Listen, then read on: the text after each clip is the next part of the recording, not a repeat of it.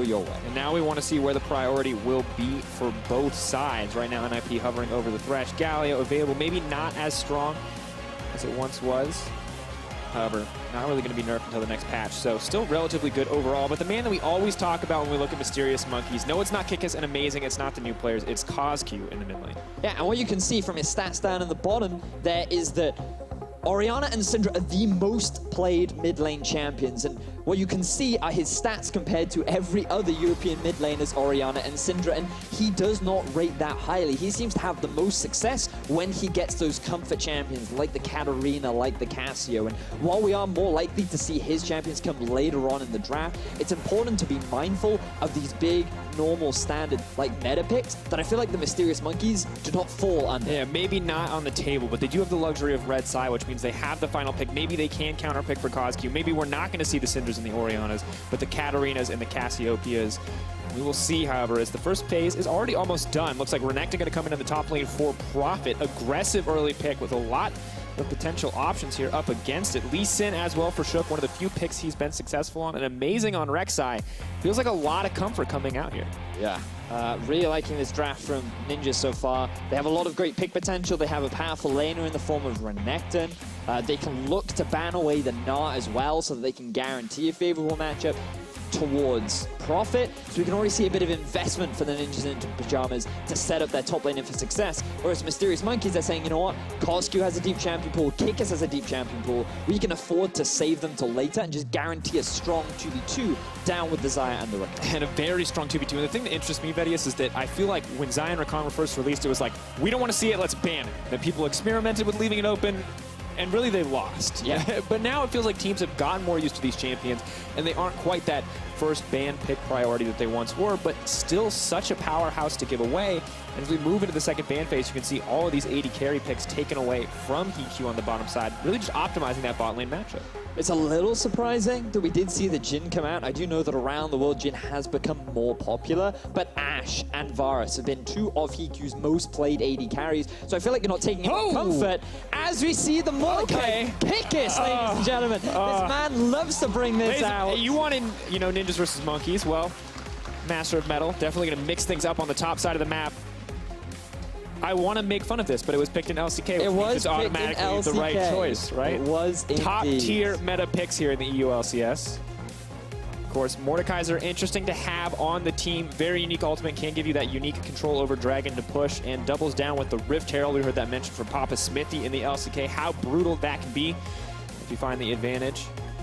HeQ and Sprado, though, taking their time with these final lock-ins, and Nagne going to get his hands on the Syndra. Last pick as well. Surprising to see it go so late, but CosQ now has the luxury of a counter pick, and Betty's, I think you know where he's going. I think I know where he's going. Katarina was played by CosQ in their series versus Fnatic, and one slight misplay, and it could have resulted in a solo kill in favor of CosQ. And we talked about earlier on his performance on meta champions. He is going towards the Orianna. He's going to stick to what the other mid laners in Europe and around the world prefer to play, but we know that so far he does not have the strongest performances on it. So a big eyes will be on top of CosQ. Yeah, in this definitely matchup. not. 9th place in terms of KDA for Orianna players in the league. 8th place in terms of damage per minute. We really want to see CosQ step up this game. Of course, not a bad matchup for him. Orianna, kind of known to be more of a safer pick. But when we look at it across the board, two very different compositions here coming out. Xayah and Rakan going up against the Varus Thresh. I feel like our eyes also have to be on the jungle because we have the Rek'Sai, the early game power of that, the unique jungle pass, as well as the Lee Sin, the classic early game jungler. And you have to get hyped. Amazing versus Shook, two veteran players, two old school players to a certain degree, coming back onto these younger lineups. Really excited to see these compositions come together. You have amazing playmakers with the Rakan, with the Rek'Sai on the side of the Mysterious Monkeys. I'm expecting a lot of high-octane, high early-game jungle presence coming out from Amazing, trying to get Kikis ahead up in the top lane, trying to get CosQ rolling on the Orianna. But Ninjas in Pyjamas, they have strong laners, and I'm really excited to see with the amount of pick potential with the have, with the amount of snowball potential this composition relies on, where the leads will come from and how much action we're expecting in the early game. We are expecting a bloodbath, Vedius. The audience is ready here in Berlin. And I mean, you have to be. Someone has to walk away with a win today. Someone cannot remain defeated forever. Who is it going to be? Mysterious Monkeys versus the Ninjas in Pyjamas. Game 1 coming at you pretty quickly. And now, all right, Game 1, Vedius. Oh.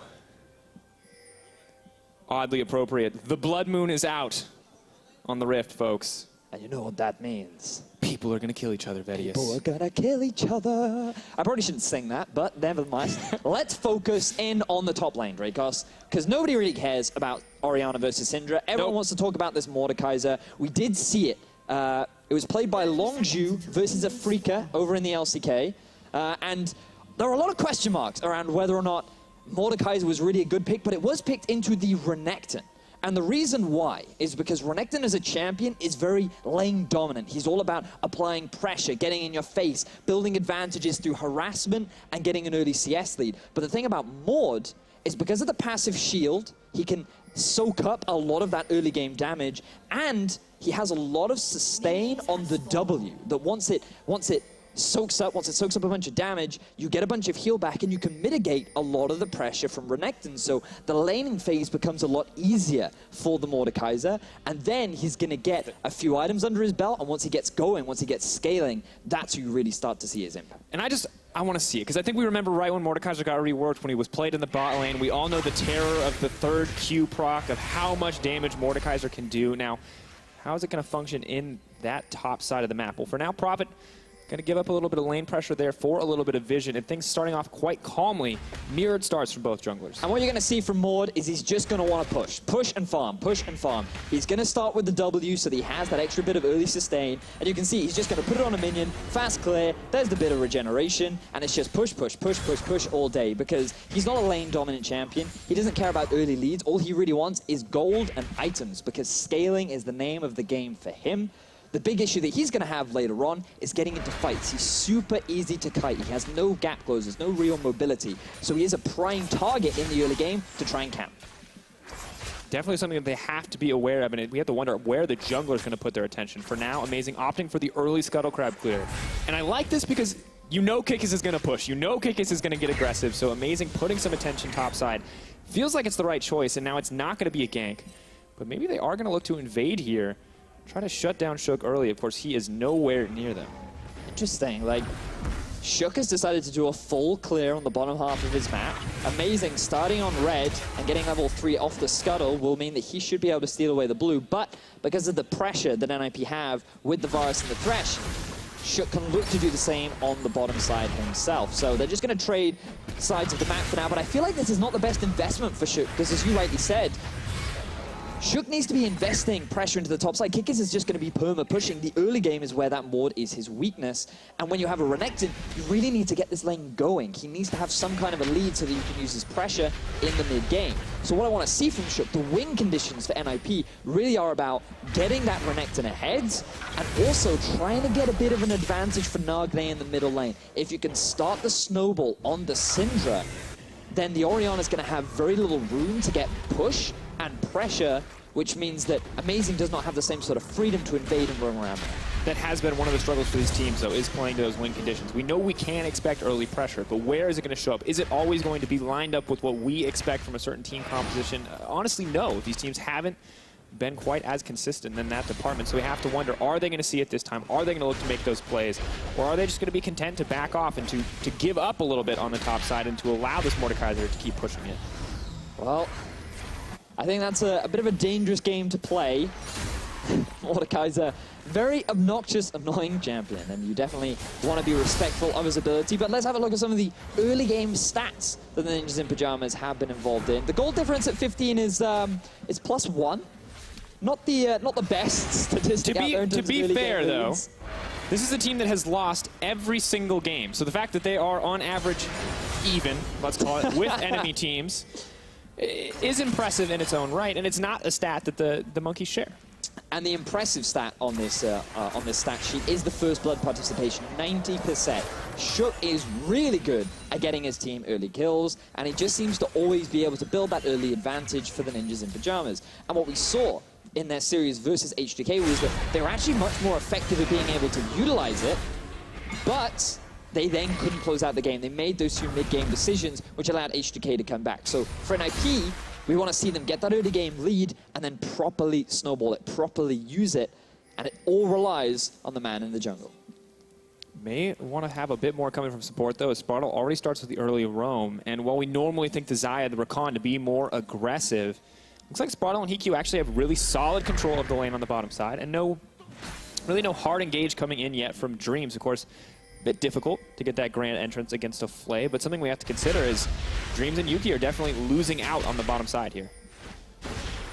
But as compensation, Amazing does have control of the top as they're looking for Shook.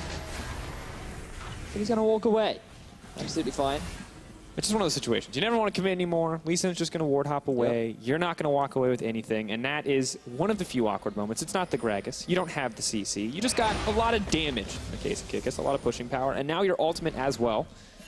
This really upsets me from NIP. Like, the big window should have been top, but we could see something in bottom. Flash play, goes back, hook, nice predict onto Yuki, now pulling in Nagne. Nagne not even going to opt to take it. You're looking to throw out the ultimate, looking for the easy kill. That's going to be it. First blood, dropping for Hikyu. And one of the rare occasions that Shook is not involved in those first bloods, but NIP still get it as a team. They've gotten that early lead, and it's being invested down into the bottom lane. Not what you typically expect when you have the Renekton, but the push, the pressure, still going to be in favor of Hikyu and Spraddle. And with no summoners onto Yuki, it's a big opportunity for NIP to come back and continue on with that pressure. And you look at it, Nagne still with Flash, Hikyu still with Flash, not even level 6 yet on the Varus. When he does get it, if he can get it before Yuki, it's going to be pretty easy. Just honestly tear that Xayah to pieces, but KazQ and Amazing, they're looking to fire back here, and that Renekton, already in a losing matchup, has to be careful. You can see that Shook reading the play, moving up to the top side, no jungle camp, so he's just trying to get towards the top laner to help keep him alive, but will he be able to get there in time? Nagne on the way as well. Prophet with the ultimate dominance available. Where's the ulti going to be moving in, knocking up, hold back. Ooh, that's going to be it. The kill comes in, Shook way too late. Now he has to hit his own teammate in the face. Mordekaiser, that's BM. Very clean dive from the Mysterious Monkeys. They do lose first blood down in the bottom lane, but they answer back in the top. The play was very telegraphed. Shook was even in the vicinity, but he just doesn't move fast enough. He doesn't get underneath the tower. Would it have made a huge amount of difference? Difficult to tell. Regardless, Mysterious Monkeys, they're able to get themselves a bit more gold on the map, and they get a kill onto KazQ, who has not had the best performances on that Orianna in the past few weeks. Maybe an advantage as well as the farm remains dead even, but just a small gold difference. Not going to be everything, but already, about 8 minutes into the game, we see a small amount of aggression coming in from both teams, and Dreams and Yuki starting to look a little bit more comfortable with that massive minion wave backing them up, even if they are at a pretty significant CS deficit. The big thing that concerns me for NIP right now is the fact that we talked about win conditions, we talked about what NIP is looking to do, and it was very much about getting this Renekton ahead. And so far, he's already behind the Mordekaiser, and it's just going to continue to go that way because Kikis well on his way to getting himself the Rylai's Crypto Scepter early on. We talked about how kiting is a big issue for this champion, and you can heavily mitigate that by getting an item that literally adds a slow to your entire kit. So obnoxious to deal with for anyone playing up against the Mordekaiser, and this is one of those picks where you just need constant jungle pressure, as you mentioned earlier, and Shook not delivering there yet. Gate late on the counter gank, but one man who did not hesitate to make things happen was Amazing. Once again, insane stats in that K plus A at 15, involved in 3 kills pre-15 minutes, but gonna have to hold that thought as Shook takes that blue buff right away. Cheeky play that. He did have the support from Sprawl as well, thanks to the pressure that he had down bottom. So the 2-man unit did walk in, steal away the buff, very easy. And so far things still very even across the board. And as you rightly said, Amazing, his early jungle pressure, it wasn't really ganks, it was just hanging around, right? Yes, they were able to get that dive off, but the fact that he invested early vision, he put a lot of deep wards in, he was very prepared for this early play that we expected to see from Shook, as NIP's bottom lane roams over to the mid. Moving forward, EQ has the flash forward with the ultimate. It is going to be sidestepped by KazQ. Pretty easy to dodge that one up. NIP a little too eager there to pull the trigger. That was quite wide from Hikyu. One of the slowest skill shots in the game. A little awkward to throw it at max range. I still remember where we had to buff it because it was like the most missed ultimate in the game. Still seems that if you just aim in the wrong direction, it can still be missed, funnily enough. As Amazing continues to maintain control over the top side of the map, Mordekaiser very happy to keep farming away. And we talked a lot about NIP win conditions, but for Mysterious Monkeys, their win conditions is getting to this mid game. The they have a really good teamfight composition with Maud and Orianna, and with Xayah going more for a scaling build. Looks like she's going for the early Essence Reaver, likely into a rapid fire cannon second, as they try to go for gank on the kickers. Flashback, Amazing is there for the backup, but with 3 members strong, they're not going to take it.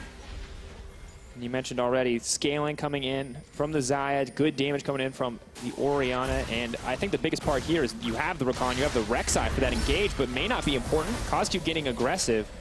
Scatter of the Week just comes out. Nagne just losing a bit of health there, but not going to be taken down. However, both supports are eager to make a play as they move towards the mid lane. And as you rightly said, you'd think that one of the issues that this composition would have is really starting the fight, but when you have the Rakan, very easy to make an engage happen. So now Dreams and Amazing moving around as a 2-man unit, getting some deep vision, looking to try and punish Nagne, who does still have his flash available. They're thirsty, man. Amazing and Dreams are trying to make something happen, and they have the vision set up there. It feels almost... We'll see how long it takes them before they want to move and make a play. Xayah coming bot lane, but they now are finally spotted out on a ward, and that means any play they were hoping to make is definitely going to fall apart. Huge investment of time for both these guys. Yep. But they did get that deep vision, so right now they will know where Shook is on the map. This gives Kikis a bit of freedom, because bear in mind his flash is down, and if you know where the enemy jungler is, then that means that you know how aggressive you can look to play in that matchup. You already know that you're winning a 1v1, and it just gives him a little bit more freedom. So as you rightly said, yes, in terms of their own individual time, bit of a time sink, but they're doing it for their top laner. It's for the best of the team. And top laners are now even. And Vedius, I mean, we touched briefly on the Mordekaiser, right? We're going to talk about him a lot more as the game goes on, but what is right or wrong with the meta that I'm seeing every champion I've ever hated in solo queue played in the top lane again? There's Aatrox coming back. We've got Mordekaiser. Jarvan's there too. Like, what has been changing that has allowed all these picks back in? Well, I mean, when you have such a diverse pool up in the top lane, it allows for some creative individuals to share their creative talents. But let's see if we can shut that creativity down. No creativity way out. Prophet moving forward. Dark Sphere is going to miss. Scatter the Week does come out. Needs to heal up on the side of Kikis. Has not thrown out the ult. Does finally throw it out. Gets a massive burst of healing. That's big. Prophet now moving forward. That's bad news. Prophet. Ooh. Cole the Meek does get it in. But that was close. That was very, very, very close to going horribly wrong for NIP. 2 members were invested into the top side. Multiple flashes were used. NIP were not expecting that big chunk of heal to come back for Kikis, but they are able to secure the kill, slow down the progression of this Mordekaiser. Feel like a little late into the game, but still what they needed to do. Now the Renekton will be feeling a little bit more comfortable in this 1v1, as Yuki and Dreams continue their pressure down the bottom lane. Should look good. Coscu looking for the roams as well, and I like that they're finally putting that attention to the top side, and it's really interesting because Shook hasn't been the jungler this game. No, he hasn't. Nagne has been the one roaming, the one making plays, and normally when we see Shook's Lee Sin, we expect good or bad, Shook makes plays, right? Good or bad, for better or worse, this man tries to get stuff done, and this time around it just feels like he's always a little late. Well, just to echo that point, I've been told by my wonderful stats team that so far, Shook has done 0 damage to champions. 13.5 minutes into the game, and he has done 0 damage. Glad the audience likes the fun fact stats as well. Okay, so he's playing Lee Sin. He hasn't hit he's anybody. Playing Lee Sin. Look, he's not feeding. It's a small win. All right, Nagne though in trouble. In he goes. Rakan knocks him up, gets knocked out, and taken. Oh, still burned. Still burned. Spraddle tries to save the day, but it's not enough, and Mysterious Monkey's firing back. So Dreams is now able to get the roam off into the mid lane. Very difficult combo to escape from, but now Yuki could be in trouble. Featherstorm comes out, is going to wait out the duration of the root, but nice positioning from Hikyu means it's going to be a hard path out. A lot of damage comes in, not enough to escape it, but double TPs mean Hikyu could be in trouble. Kikis is on the win with a Mordekaiser going to ult up. Now he's got an 80 carry to back him up, but Spraddle is going to say no. Dreams looking for the grand entrance, leaped in, flayed back, still going to get it. The chain CC starts to come in. Kikis has got the damage, so does Hikyu. The betrayer here on the bottom side as the 80 carry turns against NIP, and Mysterious Monkeys grab the double. And you can see how easy it is for Mordekaiser to dive these towers. Not only did he pick up the enemy team's 80 carry, but he has all this regeneration. He has so much tankiness thanks to the passiveness on his shield, and he completed the Rylai's, which meant that sticking to his opposition was so much easier. Mysterious Monkeys, they answer back, and they get themselves a couple kills. Shook moving around. Not sure if he can shut down the Orianna here, though, as NIP attempt to fire back. Still 0 damage to Champions. Not even going to throw out the Q. Looking to keep it at the solid number. This guy and that Tryndamere from Reddit. 0 damage, Vedius. And now, with the bot tower gone, NIP realize, well, we have to move our bottom lane up to the top side because Yuki and Dreams, there's no reason for them to be down there anymore. So NIP, they're trying to get ahead of the play. They want to move to the top side of the map, see if they can catch Mysterious Monkeys as they're moving into position. Dreams. Hook connects. That's some damage to Champion. Shook. Gonna kick in. Gonna get it. That's the kill for the Lee Sin. Setting some new numbers. And this is a good response from NIP. They realize what Mysterious Monkeys were trying to do. They're able to get the turnaround. They get themselves a kill. So let's look back at how this fight actually started off. Hiku identifies that Yuki is out of position. Spraddle's able to get to the bottom lane faster, so they get themselves a very quick kill. Because the teleport is answering, they think that they can turn this around, especially with the Lantern there. But Kikasi just does so much damage, and with the Rylai slow, Hiku cannot get to the Lantern in time. This means that the rest of Mysterious Monkeys, especially with the Orianna coming down to the bottom lane as well, you can just see how little damage Kikis is taking from that tower. Super easy for him to stick to it, soak up so much of the damage, and get themselves that first blood tower as well. And this is a mid-game you were talking about. Now with the Rylai, some items under the belt of CosQ. Yuki offering a little bit more utility here, although he does go down in the Rakan for the engages. Things look pretty good for Mysterious Monkeys, but we look at the gold and they're still just about dead even. Of course, they are going to get this Mountain Drake, but they are set to give up a tower if they're not careful on the top side, because what you saw in the picture-in-picture was Shook. And NIP picking up that Rift Herald, but it's kind of like a Rift Herald if you think about it. Yeah, because one of the great mid-game strengths of Mordekaiser is his ability to siege. He can just grab that dragon, bring it over to the middle lane, and say, I challenge your Rift Herald to a battle of the dragons as they go head-to-head it's like in the middle lane. It's like Pokemon. All right, battle. Come on. Use Flame Summon Breath. it, Shook. Summon it. You can't... If people hit the Pokemon, the game doesn't work. That's questionable. All right, well, they're still going to try to siege it down. The dragon dropping surprisingly quickly here. Of course, aided by the Smite of Shook does make it quite easy, but still a successful siege thus far. And they're trying to take it down. Dragon takes a bit of poke, still alive as Kikis backs off with his favorite pet. And I love that setup from Mysterious Monkeys. Really good way to answer the Rift Arrow being picked up, a way in which to continue the snowball, the pressure, the tempo the Mysterious Monkeys have going in their favor. They take the bot tower, they take the mid tower. Now things still in the favor of the Mysterious Monkeys, but gold is still relatively close. Fortunately, I can let you guys know that Shook has now in fact done more than 0 damage, considering that he has been able to pick himself up a kill. So that's always great for the jungler of NIP. But now I want to be seeing him do a little bit more. Let's see him move up to the top side, help snowball that bottom lane that he started in the early game. They're now pushing forward, so maybe this is the opportunity, but they're giving a lot of respect over to Hiku and Spraddle. Not looking to take any risks here. Do have a ton of vision on the top side, but still respecting any unknown variables. And Vedius, the map reset. Teams just trading vision. Doesn't feel like we're going to have a lot of action quite yet as both teams get ready for the next play. But let's backtrack to these win conditions we talked so much about earlier in the game, because for NIP, we talked very much about snowballing the mid and top. When you have a Renekton, the only way in which he can properly be played is if he has a slight advantage over his lane opponent. He's 1 and 2 right now. He has a CS advantage, but I feel like in a 1v1, he's not going to win out against this Mordekaiser. So that's one win condition that NIP are already falling behind on. And Nagne, sure, he's had a better performance. He's held his own in the middle lane, but he's still 0, 1, and 2. He is behind his lane opposition, and he may very well just die. Dreams going forward, hits him with the Prom Knight, knocks him up, now taken down. Looking for a little bit more as the charm comes out.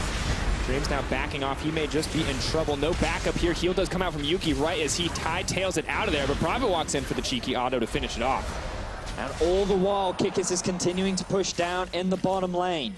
Both teams trade 1 for 1. No gold really changes hands, but Prophet will continue to fall even further behind as Shook uses that Rift Herald up in the top lane. So they should be able to equalize out the towers a little bit more and have a little bit more control over the entire map. Yeah, leap forward. Huge chunk of damage there onto the tower. Shook just going to use the rest of that health bar to tank through this in the end. And Yuki's here. But he's all on his lonesome, and Shook has that level advantage already. Now just going to try to take this opportunity to kill the Rift Herald. But Mysterious Monkey's already on the bottom side. And if you thought 1 slow for Mordekaiser was not enough, well, Red Buff now backing him up as well. Not only gives him the health regen, but makes it impossible to get away from him. Oh, it does. And with the vision investment from Mysterious Monkeys into the bottom side of the map, they're looking for another 3-man play. But NIP are answering. as Yuki made his way, but he's actually decided to back off. Now the pressure's set up. We'll take a look at this one more time, but this feels like the Zion Rakan doing exactly what they're supposed to, or the Rakan, rather. Exactly that. He wanted to try and get to Spraddle, who could give him the Lantern to get out. Unfortunately for Nagne, he got CC'd up too quickly and was too far away from the rest of his team. Prophet actually ended up using his flash as well. But as a compensation, it meant that the rest of Mysterious Monkeys couldn't help support Dream, so he ended up losing his life. So you end up going back and forth for the kills. Things trade fairly evenly. No real pressure advantage, except for the fact that MM were able to get a lot more vision around the top half of the map, but now they can't maintain it. So NIP have been able to answer by getting full river control. Well, we can hear now.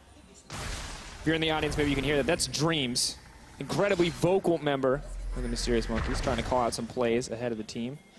Makes it really nice as a caster, because guys, they're going to set up vision and then go there. I don't know what he means by saying go there, but they're going to go somewhere after they set up vision. The game is slowed down. It's not quite the bloodbath that I was expecting, gotta be honest, Dracos. But we still have had a fair number of early kills. As Cosq could be in trouble. Does barrier up. CC does come out. That's more than enough to take him down. Just a quick shutdown to Cosq. Ah, Cosq. This man dies a lot. Getting caught out in the lane. Not really where you want to be as an Orianna. You have no tower support. You don't have the proper vision around the middle lane to properly see where your opposition is. And because you've now gotten caught, all of the pressure that Mysterious Monkeys had is kind of being dissipated, right? Like, they should be able to get this mid-tower, especially with Spraddle now coming in from the corner. Another wave coming in. NIP doesn't look like they're going to risk it, but they just took 60% of the health for free. Yep. Completely uncontested. A single pick leads them to that point, and Kick is so busy in the side lane, can't really come to help the team. And it was a big thing in the series versus Fnatic as well. Like, look at the vision that Cosq has. He can see absolutely nothing. It makes it so easy for Cosq to just come in from behind, get the kick off, even get the flash out of Cosq. And at that point, I don't know why you'd bother flashing, because your death is almost guaranteed. And it's just a big misplay, because like Cosq getting caught out, you cannot afford to do, especially on a champion like Orianna. Because now those team fights, it's going to be even harder for you to kite back when you have no mobility inside your kill.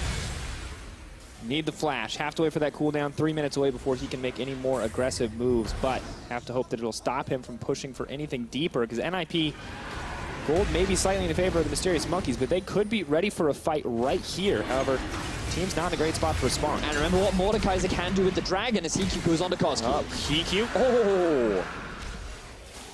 Well, play the wacky sacks. Fancy sidestep. I like it coming in from Cosq, but also just kind of outplayed themselves there. Kind of outplayed themselves, and now they can go straight to the Baron. With the extra Dragon, think about how much your clear speed is so much faster. You're ready to fight in a 5v6. Oh, Spraddle's getting caught out as well. Kick is just going to walk in with that last little tap. The Mace of Spades doing so much damage. Baron in their sights, and NIP are going to have to respond. You wanted a moment for Shook to prove himself. You wanted him to get a little more damage to champions. Well, this might not be it, but it could be the steal, Vedius. Here we go, Shook. He's coming in from behind. He has very little vision, but there is a ward in the pit. Amazing trying to stop him. TP coming in. Shook not going to get hit by the shockwave in the end. Stun up coming in from Baron, who's going to get it. Is secured by Amazing in the end, but now NIP could be looking for a fight. Heq, Nagne taking a lot of poke damage from the Dragon. Still just powering through, poking down onto Nagne.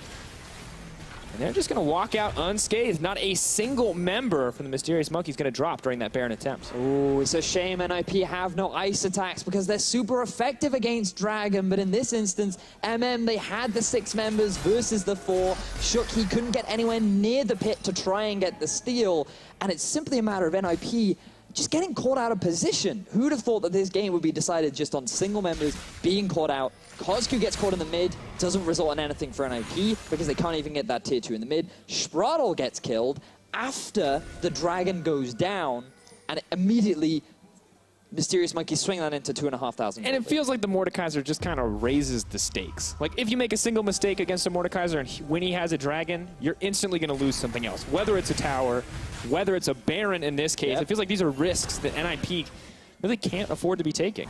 And it's so important for them early on to have snowballed this Renekton to get him into a good position where they could have really challenged the Mordekaiser, and then when they come to these mid-game fights, they were in a better position to be able to challenge for these dragons, but instead they've had to concede every single one of them because the early focus was more on the bottom lane rather than anywhere else. So NIP, I feel like they didn't even identify their own win conditions, and it's just allowed MM to scale up and now get to a point with 2 items completed into their prime teamfight ready mode. Exactly where they want to be. Baron buff backing them up as well, and you can see how much damage Shook goes in just from the Mordekaiser and the minions, losing so much of his health.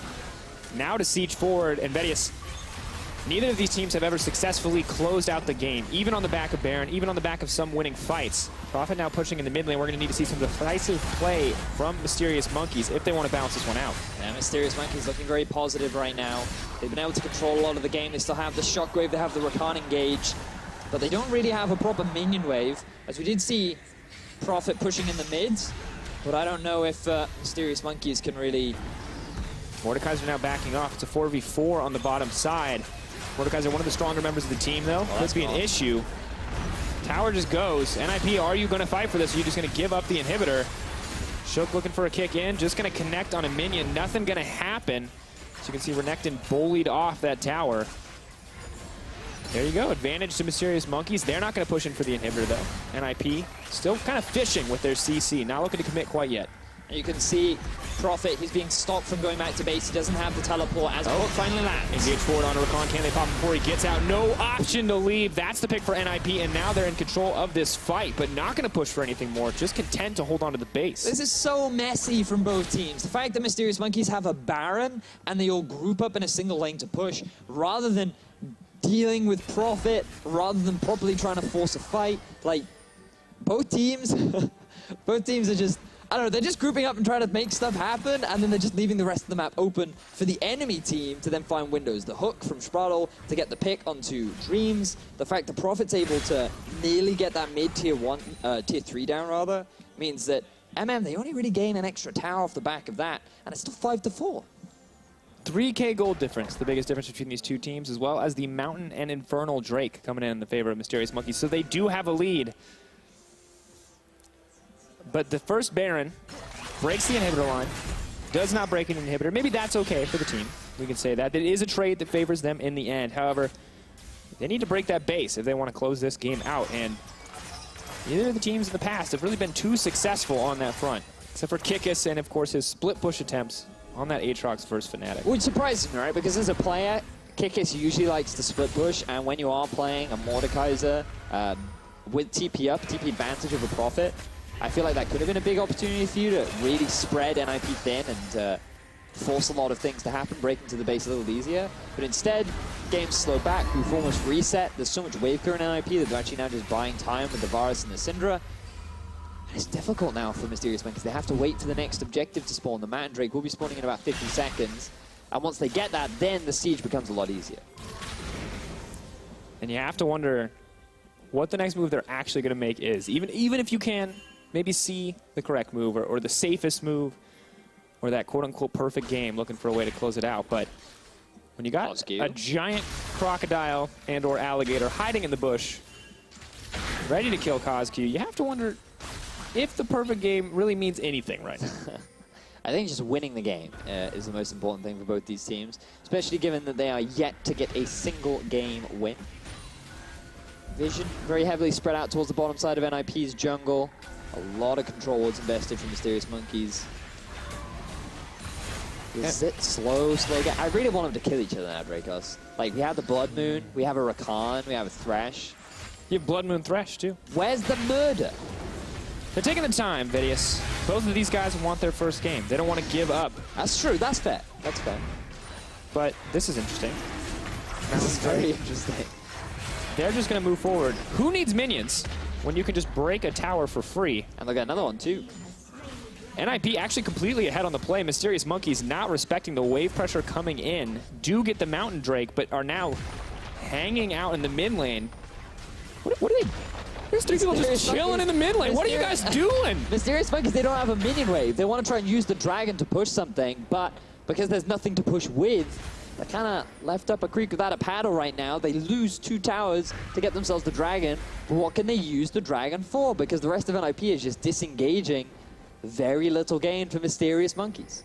And the gold now only a 2K difference. Dragons clearly in favor, but everything that they earned from the Baron, from the catch on Spraddle, now gone. Shook. Oh my god. Very close. Kick is very frustrated, you can tell. It's all right. Okay, Kick is in split push mode. He now has the wave up top lane. You have a wave pushing bot, but Renekton is answering it. So, Mysterious Monkeys group up as a 4-man unit, start pushing mid, allow Kickis to push up in the top lane, and then once you have this pressure, invest deep vision in the top half of NIP's jungle, and then you can look to make a Baron play. That should be the process now for Mysterious Monkeys. Let's see if they decide to do that. Well, the dragon's gone. And that's a short life. And the split push pressure is gone. But Baron is up now, Pyjamas. And now look at the bottom lane. 2 Prophets been able to push up the wave. That means Kickis has to go and answer.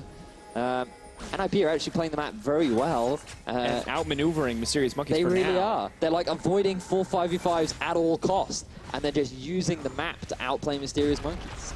We do have a lot of veteran leadership on the team. Shook, Nagne to a certain degree, Spraddle, Hiku also with small experience under his belt. So maybe just confidence in the calls here coming in, something we thought we would have with Amazing and Kickis, but clearly the team not quite able to coordinate in the way that they would like. And Mordekaiser's scary, but as you said, he has no CS. Storm Raider's Surge is what he needs to proc if he wants to chase down the Renekton, but Renekton just keeps walking away. I love the fact that NIP, I mean, it sucks for the viewers that NIP aren't fighting, but it's really smart League of Legends, right? Because they have identified that the win condition for Mysterious Monkeys is a 5v5 team fight. And while they do have dreams to force a fight, it's actually pretty difficult for Kickis to immediately follow up. And Kozq has the ball delivery system, but Dreams he's a little tankier now, but that doesn't mean that he's going to survive long enough for Kozq to get a good shockwave off, right? So Mysterious Monkeys, they really need the good setup. They need to be playing around things like a dragon, like a Baron, and NIP have said, you know what? Nah, we don't want to fight you. We're not interested. We're just going to go for a few skirmishes here and there. And NIP have done a great job of being able to stay alive in this game. So far, so good for the team. Mysterious Monkeys looked in control for a decent period of time, but when the Baron didn't really amount to anything, you have to wonder how much control they actually have here. Unfortunately, Sweeper runs out and they're not able to clear the ward there. Amazing. Props to Sweeper for a different area. And you know, Drake, the last time you and I cast NIP, the Lord of the Pit was a large part as to why NIP were able to stall out the game, and now we're approaching another Baron area. Could Nagne reclaim control? Okay, to be fair, when we called him Lord of the Pit, he did literally make a wall with Talia to block people out of the pit. But now he can do it with balls. No comment.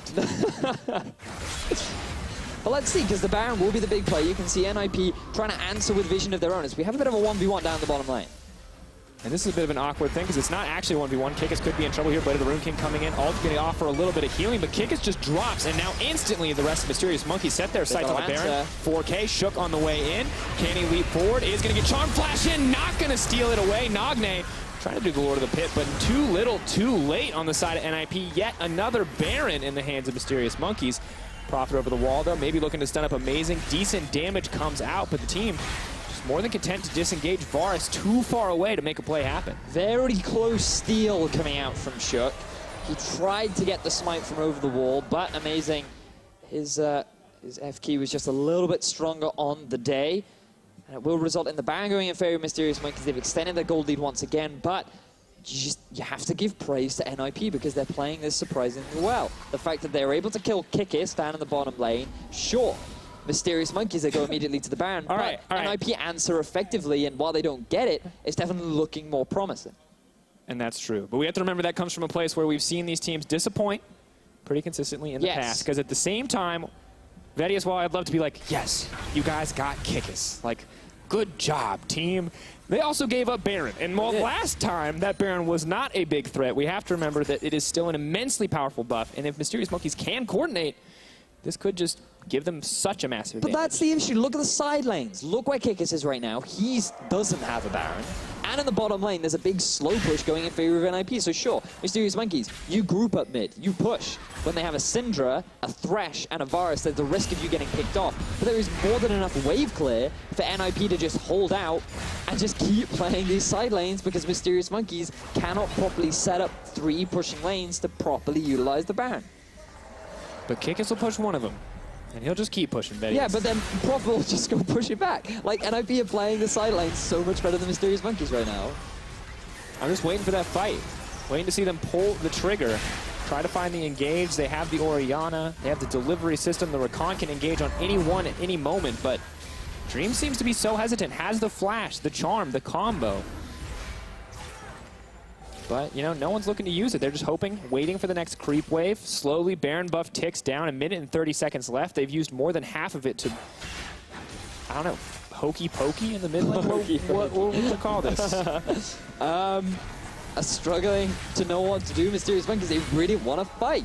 But NIP are just not letting them. And the worst thing that NIP could do is fall for it, as we do see a flank from Prophet. Run, man, run!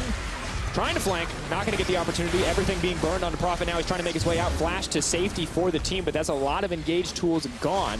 GA still up means Mordekaiser cannot lock that target down and take him away from the team. And NIP just looking to disengage. Happy to take the ultimate out from Dreams. Look to just back off. So Prophet, he did lose a lot of his health. He doesn't have the TP. I figured that MM might go for the Elder Dragon. Instead, they want to try and get this mid tower down. And this is actually good for Mysterious Monkeys because now NIP do not feel as confident not having Shook or not having Prophet around without having that front line, given that MM may very well go for a dive. So the Baron is about to wear off. Elder Dragon is on the cards. Can Mysterious Monkeys finally find the fight that they want, or will NIP just concede? Shook. No vision in the pit quite yet. Have to keep our eyes on what NIP can see. Smites both up for both teams. Elder Dragon available for the Mordekaiser. Who's going to get it? Shook goes in. Still amazing. Steals it out, and now the Dragon is there to back it up. NIP cannot take this fight, but they're taking it anyway. Backing up. Featherstorm comes out. Renekton going to be locked down immediately and shut down by CosQ. Now Shook is running for his life as the Dragon and 4 members, 5 members strong. Flash in, Dream trying to look the knockup. Where's the chain CC? There's it. Can't even click the lantern.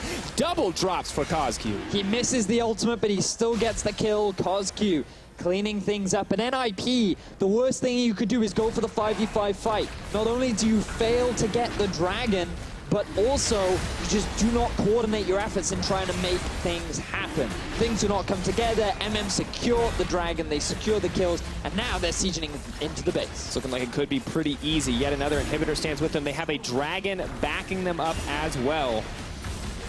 Very easy to push forward. Quickness comes out, gonna get knocked right back. No one getting charmed today by Dreams.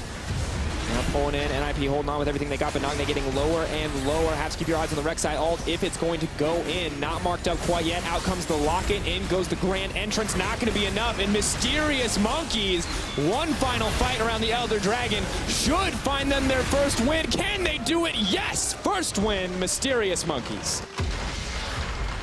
Their very first win of the split will be taking down Ninjas in Pyjamas.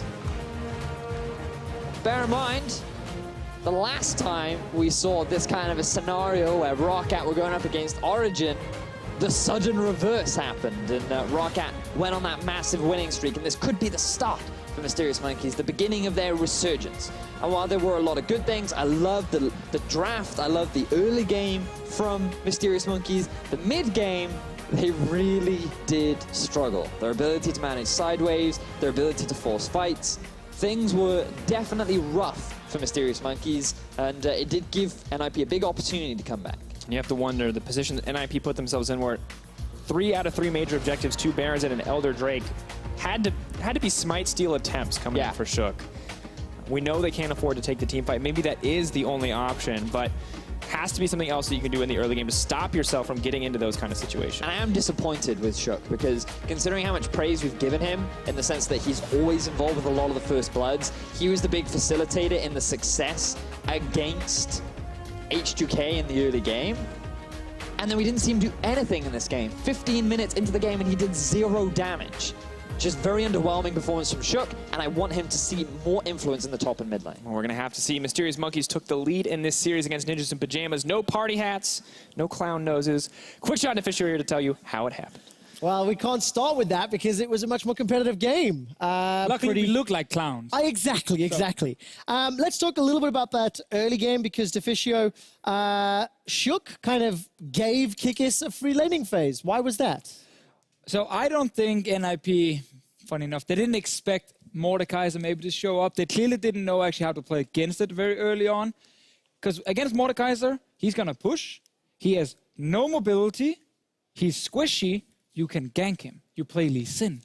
You have Renekton on top lane. You can gank him level 3, 4, 5, boom, 2, 3 kills, and suddenly Mordekaiser is really far behind. What ended up happening in the early game was Shook did 3 full camps, Raptors, red buff, and then he did his Crux. And he was like, all right, well, I'm losing my top side, so I'm going to go into enemy blue buff. And he just split the map.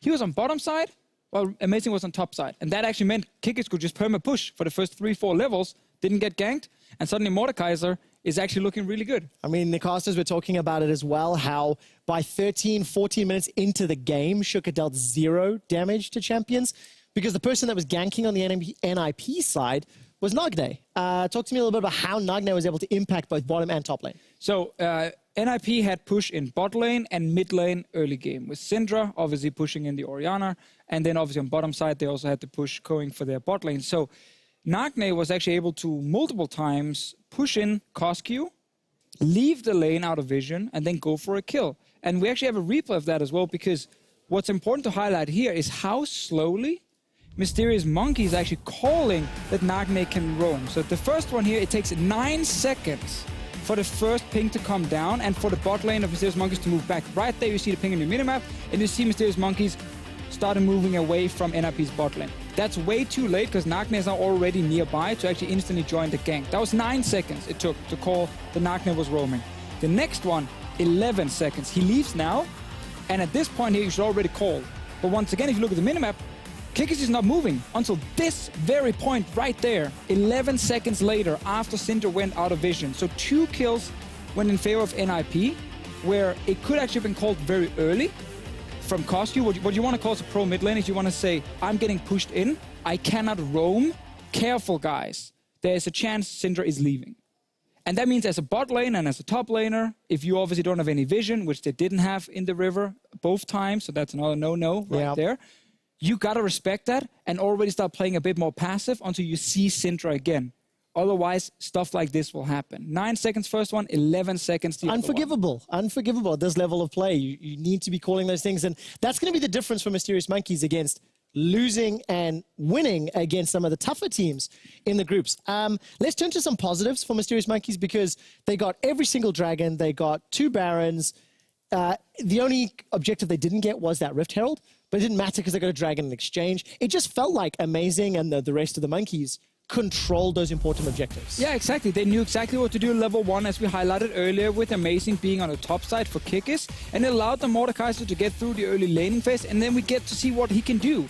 You get Drake. Okay, fine. Now you have a massive extra member, 6 guys on your team starting a Baron up. It is really difficult for NIP to then fight you and actually contest this kind of objective. And you can even see here how Dreams is doing everything he needs to do to keep Shook out of the pit, so there's no chance of a steal. And now you can't fight because, again, the Drake is also there. You already lost your support.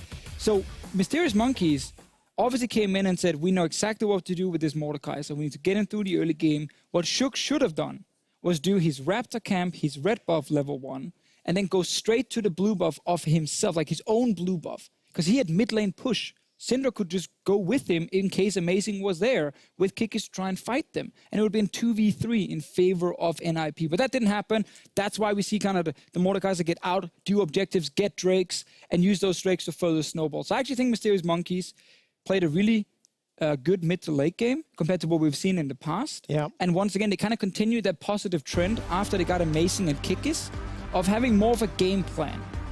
And what I like about the game plan for Mysterious Monkeys last week and this week, fairly committed to the split push Kikis strategy. Kikis has a very wide, very diverse champion pool, no longer the tanky-tonky player that he was famous for. But Mysterious Monkeys a little bit of hope, maybe, looking forward, because 100%. This level of play might actually be able to beat the likes of Vitality or Roccat or anybody else in the bottom echelons, and who knows how much better they can get. This is not the same Clown Fiesta of Origin Roccat from the Spring Split. And that is really important to highlight. Like, this game was at a much higher level than what we saw last split. Obviously, it doesn't take a whole lot to beat it, but I think just with Mysterious Monkeys, we've seen 3 games in a row now where I'm seeing consistencies as well. Yeah. Like, none of them have been completely weird, fiestas where they just fell apart.